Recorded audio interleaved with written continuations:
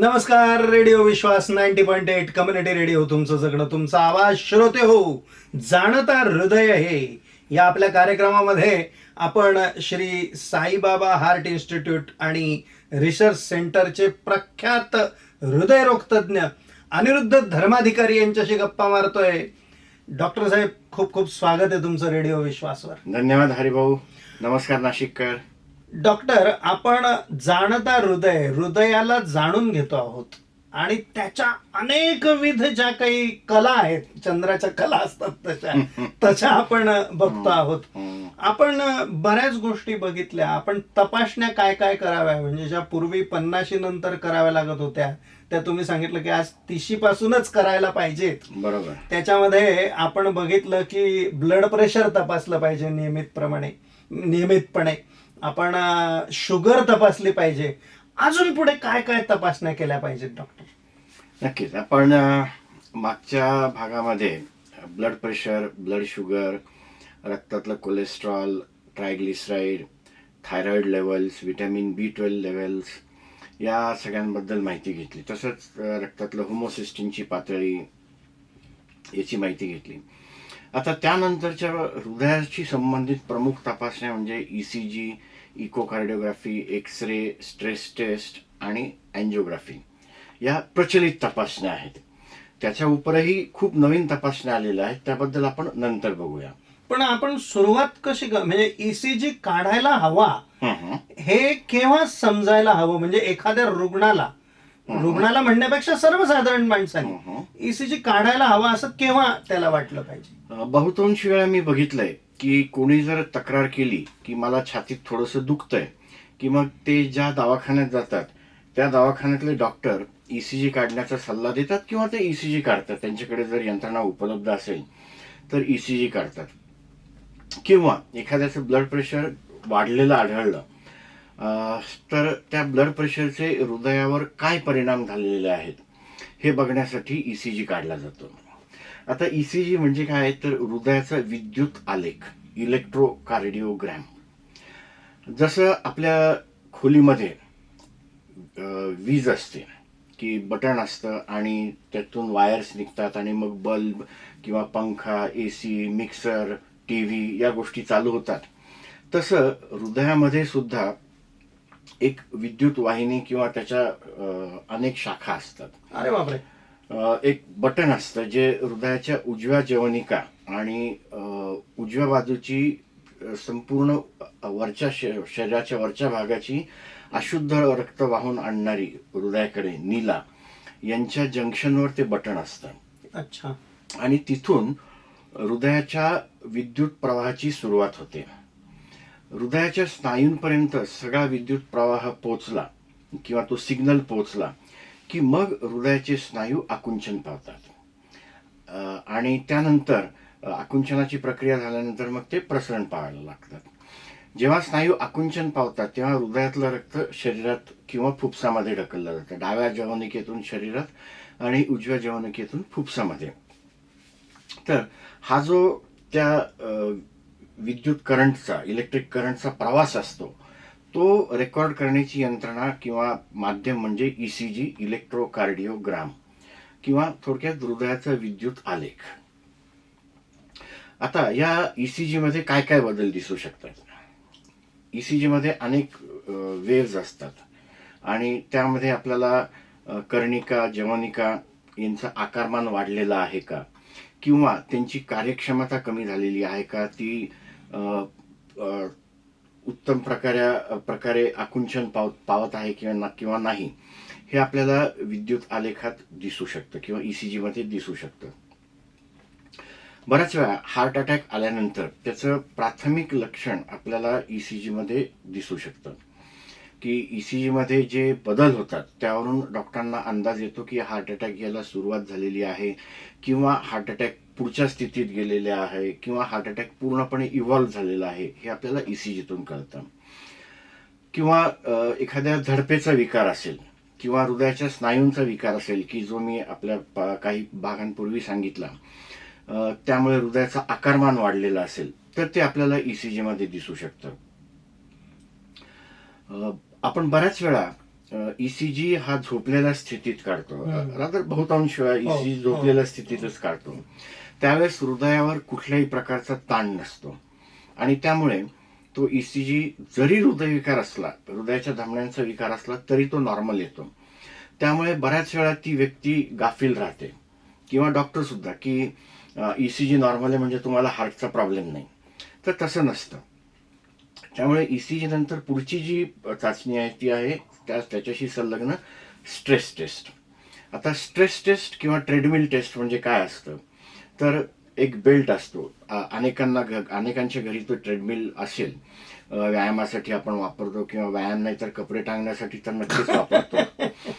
तर त्या ट्रेडमिलवर चालताना ईसीजीचे लीड्स लावून ठेवायचे आणि प्रत्येक टप्प्यावर एक ईसीजी नोंद केला जातो.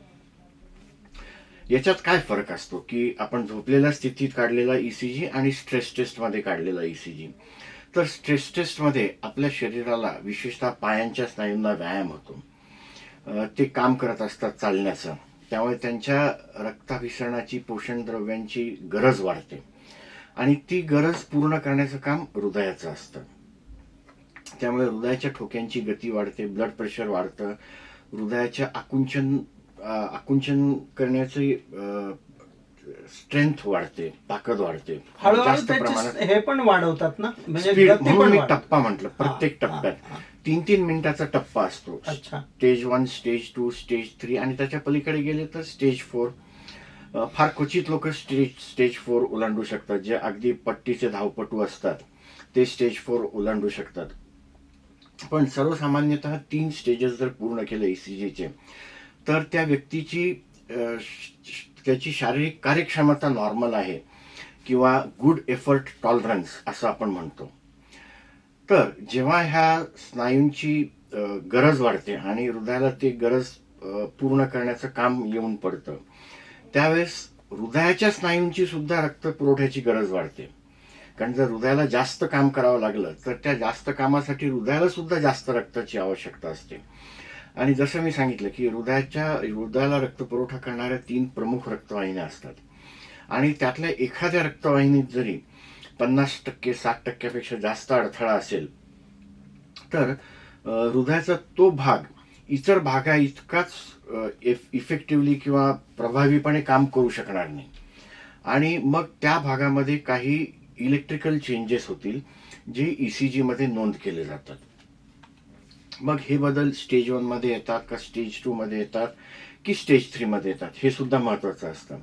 जर स्टेज 1 मध्येच म्हणजे पहिल्या 3 मिनिटातच बदल यायला लागले ईसीजी मध्ये तर याचा अर्थ की हृदयातल्या अडथळ्यांचं प्रमाण खूप जास्त आहे. जर स्टेज 2 मध्ये म्हणजे 6 मिनिटापर्यंत ते बदल यायला लागले तर याचा अर्थ की हृदयातल्या रक्तवाहिन्यांचा अडथळा साधारण मध्यम स्वरूपाचा आहे. आणि जर ते स्टेज 3 किंवा नंतर आले बदल ईसीजी मध्ये तर मग हृदयातल्या अडथळ्यांची व्याप्ती सौम्य असेल असं आपण गृहीत धरतो. पण स्ट्रेस टेस्ट पॉझिटिव्ह आणि निगेटिव्ह असणं हे समजून घेणं खूप महत्वाचं आहे. कारण पॉझिटिव्ह शब्द आपण सकारात्मकतेशी जोडतो, पण याच्यात स्ट्रेस टेस्ट पॉझिटिव्ह म्हणजे हृदयाच्या रक्तवाहिन्यांमध्ये अडथळे आहेत आणि हृदयाच्या स्नायूंना होणारा रक्तपुरवठा अपुरा आहे असा अर्थ होतो. आणि स्ट्रेस टेस्ट निगेटिव्ह म्हणजे हृदयाच्या स्नायूंना पुरेसा रक्तपुरवठा मिळतोय. जर स्ट्रेस टेस्ट पॉझिटिव्ह आली तर मग आपण पुढची तपासणी सांगतो ती म्हणजे कॉरोनरी अँजिओग्राफी. आता कॉरोनरी अँजिओग्राफी बऱ्याच लोकांना त्याची अजूनही भीती आहे, पण जसं मी सांगितलं की गेल्या 23 वर्षात मी खूप बदल बघितलेले आहेत की कॉरोनरी अँजिओग्राफी सांगितल्यानंतर गायब होणाऱ्या पेशंट पासून तर आज स्वतःहून माझी कॉरोनरी अँजिओग्राफी करून घ्या असे म्हणणारे पेशंट्स असतात. कारण त्यांना काळजी असते स्वतःची, आपल्या कुटुंबाची, की समजा जर मला हार्टचा प्रॉब्लेम असेल तर मग माझ्या कुटुंबाचं काय होईल, मला हार्ट अटॅक आला तर काय होईल, त्यापेक्षा मी जर वेळेत अँजिओग्राफी करून घेतली आणि माझ्या हृदयाच्या रक्तवाहिन्यांमध्ये जर ब्लॉकेजेस असतील ते वेळेत दूर केले तर मग माझं आयुर्मान वाढेल, माझी कार्यक्षमता वाढेल आणि मी चांगल्या पद्धतीने उत्तम प्रकारे काम करू शकेल. ही जी काळजी असते ती आता लोकांना समजायला लागलेली आहे की या गोष्टीचं महत्त्व काय आहे अँजिओग्राफी करण्याचं. पूर्वी अँजिओग्राफी ही मांडीच्या रक्तवाहिनीतून केली जायची. म्हणजे आपल्या जांघेच्या ठिकाणी जी फिमोरल आर्टरी असते त्याच्यात एक निडल पंक्चर घेतो आणि त्या निडल पंक्चरमधून एक वायर टाकतो आणि मग ती सुई काढून घेऊन त्या वायरवरती कॅथेटर टाकतो आणि ते कॅथेटर हे हृदयाच्या धमनीच्या अगदी सुरुवातीला किंवा धमनीच्या मुखापर्यंत नेऊन पोचतो. म्हणजे जिथून डाव्या जवनिकेतून महारोहिणी सुरू होते त्या जंक्शनवर त्या हृदयाला रक्तपुरवठा करणाऱ्या धमन्यांची सुरुवात असते किंवा ओरिजिन असते. तर तिथपर्यंत आपण ते कॅथेटर नेऊन ठेवतो आणि त्या कॅथेटरमधून मग एक विशिष्ट प्रकारचं इंजेक्शन दिलं जातं ज्याला आम्ही सामान्य भाषेत कॉन्ट्रास्ट किंवा डाय म्हणतो. आणि एक्सरे ट्यूबच्या खाली हे सगळं केलं जातं म्हणजे कॅथलॅबमध्ये. आणि या डायचा हृदयाच्या रक्तवाहिन्यांमधला प्रवाह जो आहे तो आपल्याला समोर स्क्रीनवर दिसतो आणि ते रेकॉर्ड पण होऊ शकतं. त्याची आपण सिरीज पण काढतो. तर या रक्तवाहिन्यांच्या प्रवाहामध्ये कुठे ब्लॉकेजेस असतील तर ते आपल्याला अँजिओग्राफीमध्ये लक्षात येतं.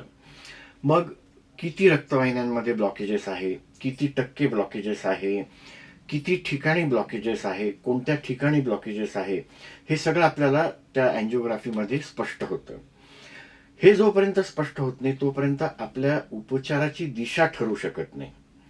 कारण जर हृदयाच्या डाव्या बाजूला जी प्रमुख रक्तवाहिनी असते रक्तपुरवठा करणारी त्याच्यात ब्लॉकेज असेल, अगदी मुखाशी ब्लॉकेज असेल, तर मग बायपास सर्जरी ही जास्त उपयुक्त ठरते. त्या ठिकाणी अँजिओप्लास्टी सुद्धा करू शकतो. समजा जर एखादी व्यक्ती वयस्कर असेल किंवा त्यांना इतर किडनीचे, लिव्हरचे, कॅन्सर असे गंभीर स्वरूपाचे आजार असतील तर अशा व्यक्तींमध्ये आपण अँजिओप्लास्टी पण करू शकतो.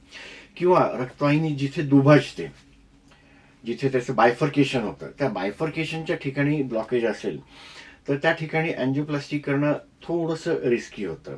रिस्की या अर्थाने की आपण एका रक्तवाहिनीत स्टेंट टाकला तर त्याची जी उपवाहिनी आहे त्या उपवाहिनीच्या मुखाशी त्या स्टेंटचा स्ट्रट आला. म्हणजे आपण स्टेंट म्हणजे काय असतं, बॉलपेनच्या स्प्रिंग सारखं असतं. अच्छा. तर त्या स्प्रिंगचा एखादा भाग त्या दुसऱ्या रक्तवाहिनीच्या मुखाशी आला तर तिथे नवीन अडथळा निर्माण होईल या अर्थाने. पण अर्थातच आता इतके नवीन नवीन टेक्निक्स आलेले आहेत की ज्याद्वारे आपण या प्रकारचे अडथळे पण दूर करू शकतो आणि दोन्ही रक्तवाहिन्या सुरक्षित ठेवू शकतो, ज्याला बायफर्केशन स्टेंटिंग असं म्हणतात, ते सुद्धा होऊ शकतं. तर आणि समजा जर 2 पेक्षा अधिक ब्लॉकेजेस असतील, 2 पेक्षा अधिक रक्तवाहिन्यांमध्ये ब्लॉकेजेस असतील, 3-4 ठिकाणी ब्लॉकेजेस असतील तर प्रत्येक ठिकाणी स्टेंट टाकणं हे सोपं होत नाही.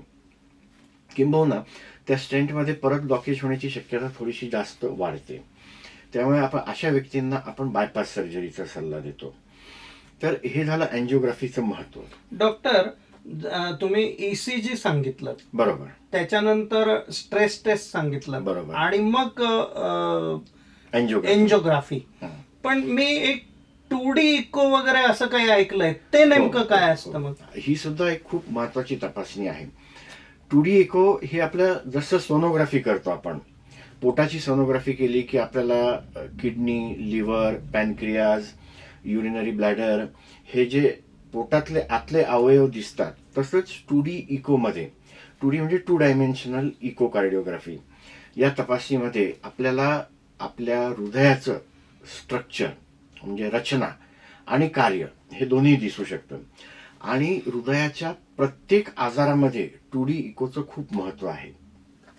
अगदी नवजात बालकामध्ये सुद्धा जर जन्मतः एखादा हृदयविकार असेल तर आणि त्याची शंका जर बालरोग तज्ज्ञांना आली तर बालरोग तज्ज्ञ त्या बाळाचं 2D इको करायला सांगतात. मग 2D इकोमध्ये आपल्याला हृदयाची रचना कळते की हृदयाच्या उजव्या आणि डाव्या कर्णिका आणि जवनिका या दोन्हींच्या मध्ये जी भिंत असते किंवा पडदा असतो त्याला जर छिद्र असेल तर ते आपल्याला 2D इकोमध्ये दिसतं. किंवा जन्मतः एखादी झडप अरुंद असेल किंवा त्या झडपेमध्ये लिकेज असेल तर ते आपल्याला 2D इकोमध्ये दिसतं. इतरही अनेक कॉम्प्लेक्स किंवा गुंतागुंतीचे जन्मतः असणारे हृदयविकार असतात की जे आपल्याला वरतून कळू शकत नाही किंवा नुसतं लक्षणांवरून किंवा पेशंट तपासून कळू शकत नाही, तर ते आपल्याला 2D इकोच्या माध्यमातून कळतात. 2D इकोमध्ये हृदयाचे चारही कप्पे दिसतात. महारोहिणी आणि महानीला या दोन्हींच्या सुरुवाती दिसतात. कर्णिकेमध्ये येणारा अशुद्ध रक्ताचा पुरवठा, त्याचे कनेक्शन्स दिसतात आपल्याला. सगळ्या झडपा दिसतात. हृदयाची कार्यक्षमता किती आहे, हृदयाचं पंपिंग किती होतं, आकुंचन प्रसारण व्यवस्थितरित्या होतंय की नाही, या सगळ्या गोष्टी आपल्याला 2D इकोमध्ये दिसतात. जसं मी सांगितलं की जन्मता होणारे हृदयविकार याचं निदान 2D इकोमध्ये करता येतं. तसंच ज्या व्यक्तींना झडपांचे विकार असतात, आता झडपांचे विकार होण्याची अनेक कारणं असतात. ती जन्मतः सुद्धा अरुंद असू शकते किंवा जन्म झाल्यानंतर लहानपणी स्ट्रेप्टोकॉकस या जीवाणूचा संसर्ग झाल्यामुळे कालांतराने ते स्ट्रेप्टोकॉकसचे जीवाणू झडपा कुरतडतात आणि त्यामुळे झडप अरुंद होऊ शकते किंवा त्याच्यात लिकेज होऊ शकतं किंवा दोन्ही गोष्टी होऊ शकतात की झडप अरुंदही होते आणि व्यवस्थित बंदही होऊ शकत नाही.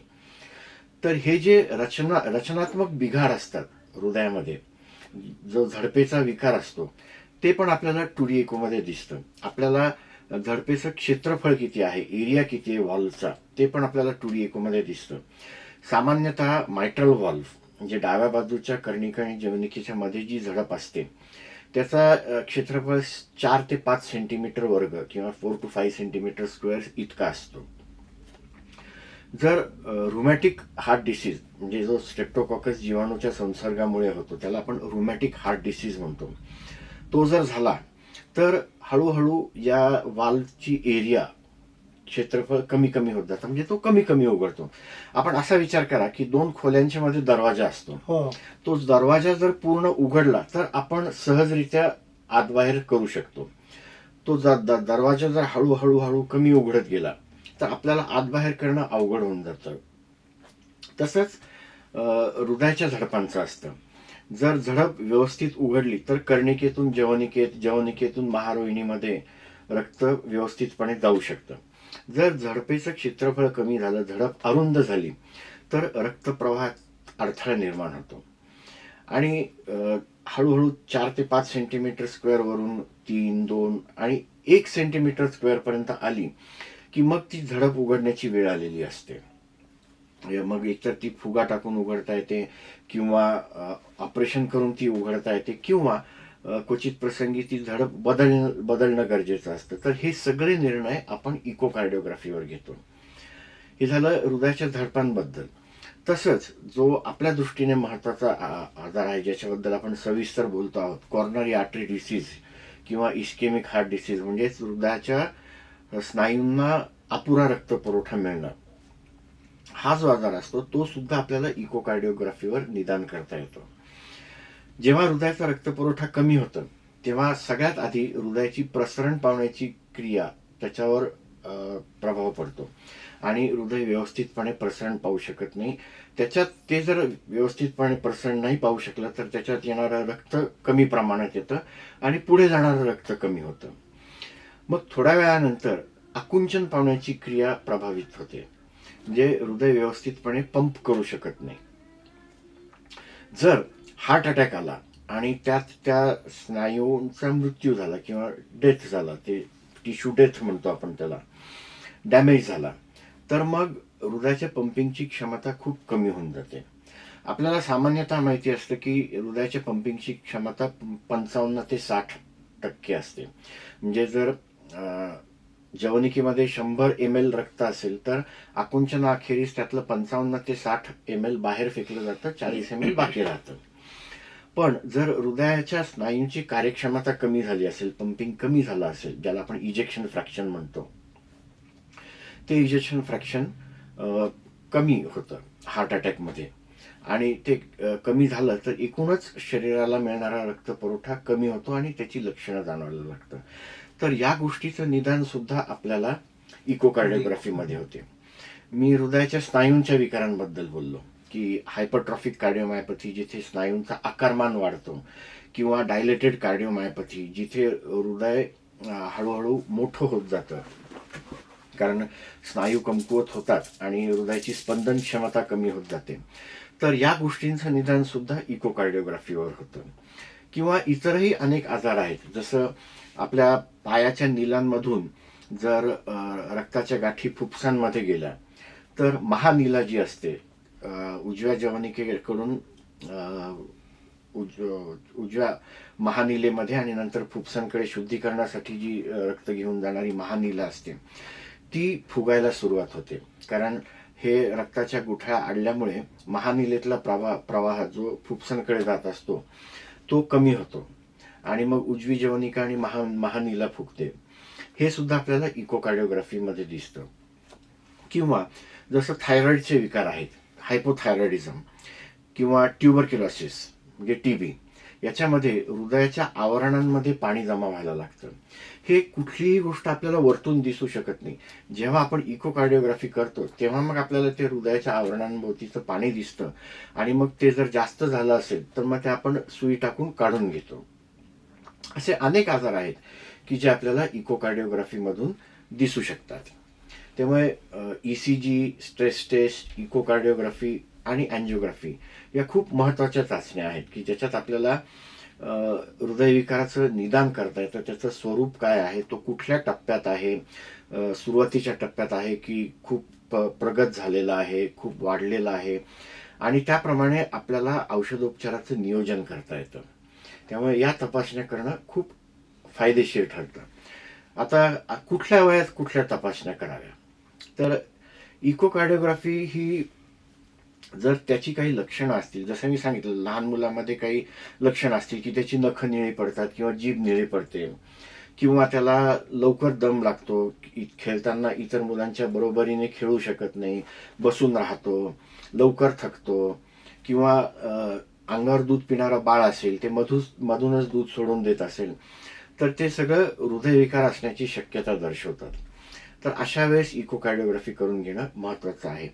किंवा प्रौढ व्यक्ती असेल त्याला सुद्धा खूप लवकर थकवा येणं, चक्कर येणं, अंगावर सूज येणं, दम लागणं, छाती भरून येणं, अशा प्रकारची लक्षणं जाणवायला लागली तर इकोकार्डिओग्राफी करणं फायदेशीर असतं.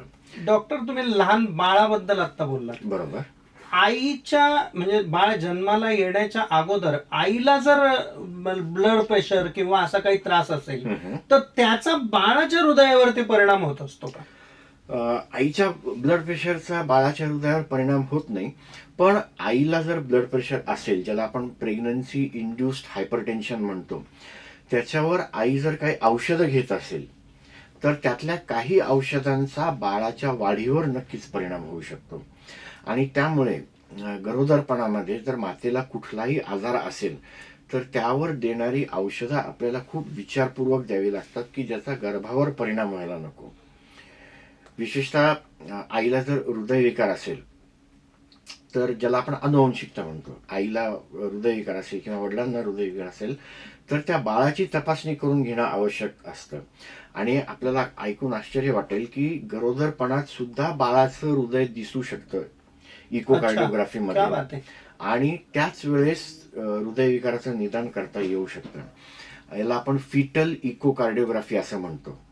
आणि जर गरोदरपणातच निदान झालं आणि असं लक्षात आलं की हा कॉम्प्लेक्स किंवा गुंतागुंतीचा हृदयविकार आहे बाळामध्ये, पोटातल्या बाळामध्ये, तर आपण गर्भपात करण्याचा सल्ला देतो. आणि समजा जर साधा आजार असेल की जो बाळ जन्माला आल्यानंतर छोटं ऑपरेशन करून दुरुस्त होण्यासारखा असेल तर मग आपण असा सल्ला देत नाही. पण ह्या फिटल इकोकार्डिओग्राफीमुळे व्यंग असलेली बाळं म्हणजे हृदयाचा विकार असलेली बाळं जन्माला येण्याचं प्रमाण खूप कमी झालेलं आहे. त्यामुळे पूर्वी जो जन्मतः होणारा हृदयविकार होता त्याचं प्रमाण आता खूप कमी झालेलं आहे, कारण गरोदरपणामध्येच या हृदयविकाराचं निदान होतं. आणि जर तो गुंतागुंतीचा आजार असेल तर आपण गर्भपात करून तो टाळतो, की एक आजारी मूल जन्माला घालणं टाळतो, कारण त्याचा त्रास बाळालाही होतो आणि आई वडिलांनाही होतो. डॉक्टर, आपण जसं वर्षभरातून एकदा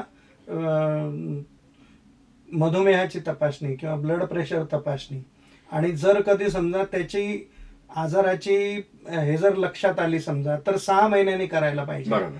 तसं ECG हा सुद्धा काही पिरियडिकली करायला हवा का? ईसीजी साधारण 40 ओलांडल्यानंतर वर्ष 2 वर्षातून एकदा करायला हरकत नाही. पण ईसीजी करण्यापेक्षाही मी स्ट्रेस टेस्टवर जास्त भर देईल. कारण मी सुरुवातीलाच सांगितलं हो की ईसीजी आपण झोपून काढतो, हो हृदयावर ताण नसतो, त्यामुळे बहुतांशी वेळा ईसीजी नॉर्मल येतो. जर कुठला आजार असेल तर तो पहिल्या ईसीजी मध्येच दिसून येतो. जर हृदयाच्या स्नायूंचा आजार असेल, झडपांचा आजार असेल, ज्याच्यामुळे हृदयाचं आकारमान वाढलेलं आहे, तर ते पहिल्या ईसीजी मध्ये दिसून येतं.